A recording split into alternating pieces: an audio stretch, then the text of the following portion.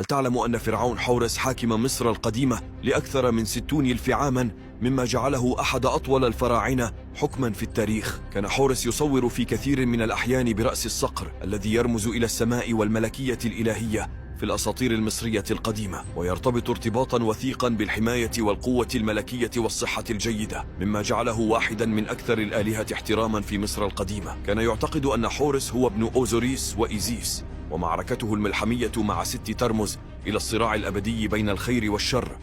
أحد المعابد الأكثر إثارة للإعجاب المخصصة لحورس هو معبد إدفو، المعروف بأعماله الفنية القديمة ونقوشه المحفوظة جيدا. الرمز الشهير لعين حورس، والمعروف أيضا باسم الوادجة، يمثل الحماية والقوة الملكية والصحة الجيدة. يظل حورس واحدا من أكثر رموز الأساطير المصرية القديمة شهرة واستمرارية، ويحظى بالتبجيل بسبب حكمته وقوته وحمايته.